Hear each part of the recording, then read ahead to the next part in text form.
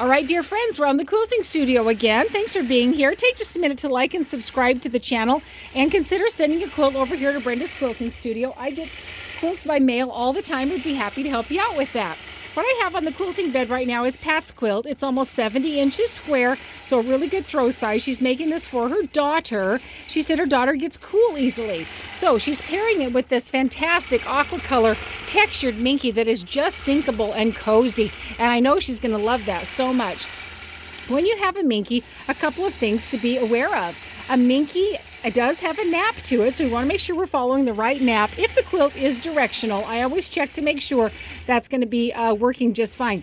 Also, minky can shrink in a little bit on the sides. It's the nature of the minky because it has some give to it. So I need a minimum of those 3 inches on each side. And if it's a larger quilt, even a twin size, queen or king, I need 4 or 5 inches to help with that pulling in right there. In this case, this one's doing quite nice and staying very stable. I'm super happy about it. A couple of things is that some minky can cause a little bearding. It can cause some of the minky fibers to come up through some of the stitching there, following the thread come up, the thread ring up. So a couple of things I do to help that. One is I put new needle in before I'm going to do a minky project. That can kind of help.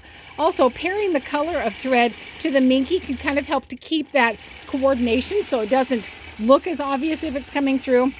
And also, as the minky blanket gets used, the quilt gets used more, the fibers will go back down to where they were, where they originated, and as it gets washed, it will also help. So all of those turn out just fine on it right there because she gets a little bit cool, and we have the thickness of the minky as well. We're pairing it with my Hobbs 80/20 batting because that will add some warmth without adding too much density because, again, we've got that minky that's a little bit thick right there. This quilt, being the Carpenter Star, has lots and lots of half square triangles. What happens when we have a half square triangle? We're going to have a seam that can be unstable. So you want to be careful when you are pressing. Remember, pressing very gently. It's an up and down motion. Do some finger pressing first, up and down motion, rather than a scrubbing, ironing motion. That's not what we want to have happening right there. So keep it stable in that way. If you have a really thick area, like I say, all of these areas are coming together in this Carpenter Star. Some way to help with that is to press these seams open to be able to disperse the bulk. Something to be aware of in your quilting. So questions, thoughts, pass them over and I'd be happy to help you. In the meantime, have an amazing quilty day.